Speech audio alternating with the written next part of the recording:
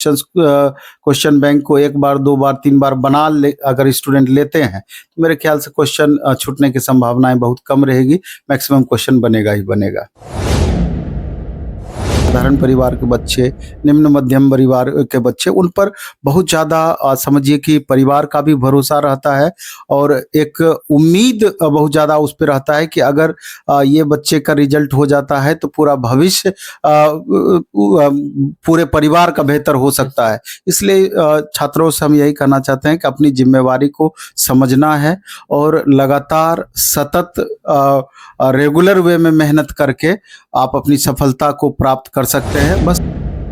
Hello, जय हिंद दोस्तों, मैं राहुल यादव, आप सभी को द रिपोर्टर बिहार में स्वागत है। अभी हम आ चुके हैं नवीन सर के पास, जो कोचिंग चलता है प्लेटफॉर्म नाम से, और सर से जानते हैं रेलवे का वैकेंसी जो आए हुए हैं, सभी वैकेंसी के बारे में जानते हैं। तो सर से पूछते हैं। सर, मेरे चैनल पर स्वागत है आप। जी, बहुत बहुत धन्यवाद। सर, रेलवे का जो वैकेंसी आया है टेक्नीशियन और ग्रुप डी का भी वैकेंसी आने वाला है, इस पर क्या क्या तैयारी करे स्टूडेंट, नया स्टूडेंट जो है? सबसे पहले तो ये बात समझना होगा, जैसे एग्जाम कैलेंडर के अकॉर्डिंग वैकेंसी अभी आ रहा है रेलवे का। सबसे पहला वैकेंसी आपका एएलपी आया, उसके बाद टेक्नीशियन आया, आरपीएफ आया, जेई का वैकेंसी आ गया, फिर अभी रेलवे एनटीपीसी का नोटिफिकेशन जस्ट आने वाला है, फिर इसके बाद ग्रुप डी अपकमिंग है। तो वैकेंसी एएलपी का बढ़ा करके 3 गुना से ज़्यादा वैकेंसी बढ़ाया गया। 5696 वैकेंसी आई थी, बाद में 18,000 समथिंग वैकेंसी कर दिया। तो एक बार एक अच्छा अपॉर्चुनिटी रहा एएलपी वाले स्टूडेंट के लिए। अगर अच्छे से मेहनत करते हैं तो उनको बेहतर परिणाम देखने को मिल सकता है। टेक्नीशियन में भी 9100 प्लस वैकेंसी है।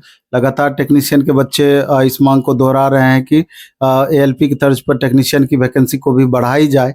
अब देखना है आगे कि टेक्नीशियन की वैकेंसी बढ़ती है अथवा नहीं बढ़ती है। ग्रुप डी में आईटीआई को लेकर के लगातार हल्ला होते रहता है कि आईटीआई रहेगा कि नहीं रहेगा, तो आईटीआई निश्चित रूप से रहेगा। 3-4 उसमें वैसे पोस्ट हैं जहां पर आईटीआई नहीं होगी, बाकी सारे पोस्ट पर इस बार आईटीआई लागू हो जाएगा।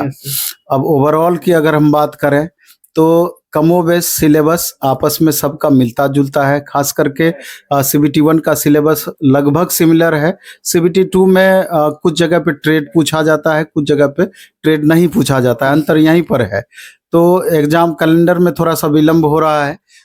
एएलपी का एग्जाम अब तक हो जाना चाहिए था, लेकिन अभी तक एग्जाम का डेट नहीं आया है।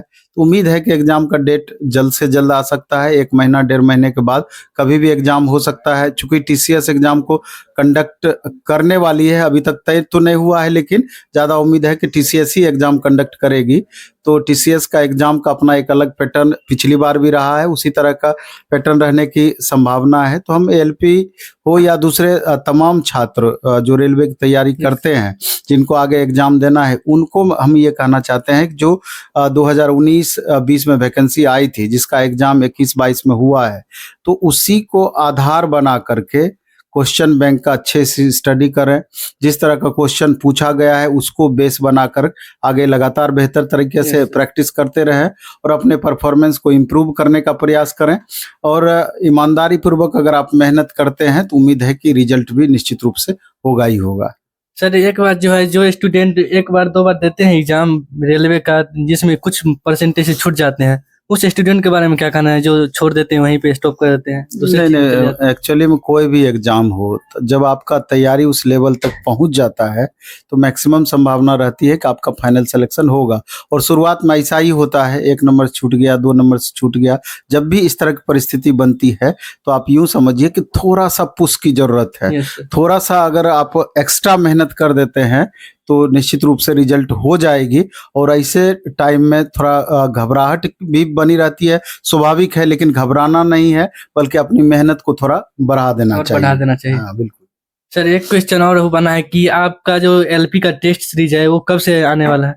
हमारा एक्चुअली में डेली टेस्ट चल रहा है। सप्ताह में 3 दिन। बोल रहे थे सर एनआईटी घाट में टेस्ट चलेंगे, तो उसके लिए? हाँ, उसके लिए सितंबर फर्स्ट वीक से संभवतः टेस्ट स्टार्ट हम करेंगे। चूंकि अभी पानी गंगा का बहुत ज्यादा बढ़ गया, तो इसलिए संभव नहीं है अभी तत्काल टेस्ट लेना। जैसे ही पानी का लेवल थोड़ा कम हो जाएगा और गंगा घाट पे एलपी का टेस्ट लेना हम प्रारंभ करेंगे। सर रेलवे में कौन कौन सा सब्जेक्ट ज़्यादा भूमिका रहता है? स्वाभाविक रूप से मैथ, रीजनिंग, साइंस ये 3 अहम है, क्योंकि मैक्सिमम 90% वेटेज अभी के समय में इसी 3 पेपर का है। इसलिए करके इस तीनों पेपर पर अगर अच्छे से ध्यान दे दिया जाए, तो खास करके अगर प्रीवियस ईयर क्वेश्चन बैंक को 1 बार, 2 बार, 3 बार बना ले अगर स्टूडेंट लेते हैं, तो मेरे ख्याल से क्वेश्चन छूटने की संभावनाएं बहुत कम रहेगी। मैक्सिमम क्वेश्चन बनेगा ही बनेगा। सर जाते-जाते स्टूडेंट को कुछ लाइन ऐसे बोल दीजिए जिससे स्टूडेंट प्रेरित हो। प्रेरित इस बात से आपको समझना है कि चूंकि मैक्सिमम वैसे छात्र होते हैं जो रेलवे की तैयारी करते हैं, साधारण परिवार के बच्चे, निम्न मध्यम परिवार के बच्चे, उन पर बहुत ज़्यादा समझिए कि परिवार का भी भरोसा रहता है और एक उम्मीद बहुत ज़्यादा उस पर रहता है कि अगर ये बच्चे का रिजल्ट हो जाता है तो पूरा भविष्य पूरे परिवार का बेहतर हो सकता है। इसलिए छात्रों से हम यही कहना चाहते हैं कि अपनी जिम्मेवारी को समझना है और लगातार सतत रेगुलर वे में मेहनत करके आप अपनी सफलता को प्राप्त कर सकते हैं। बस मेहनत में ईमानदारी होनी चाहिए। 10 घंटे 12 घंटे का रूटीन बनाइए और लगातार उस पर चलने का प्रयास कीजिए। 100% गारंटी है कि आपका रिजल्ट होगा ही होगा। धन्यवाद। दोस्तों अभी जो देख रहे थे नवीन सर के साथ हम बात की है रेलवे के वैकेंसी पे, जो ग्रुप डी का वैकेंसी भी आने वाला ही है, बस कुछ ही दिनों को लेट है। तो आप सभी को बता देते हैं कि सर से जाने हैं जो रेलवे का क्या सिलेबस रहता है, इसमें क्या क्या कब से सर का टेस्ट आने वाला है, क्या चीज होने वाला है। तो अगले वीडियो तक, तब तक के लिए जय हिंद जय भारत। अगले वीडियो में पूरी जानकारी और देंगे जो टेस्ट कब तक आएगा। तब तक के लिए जय हिंद जय भारत।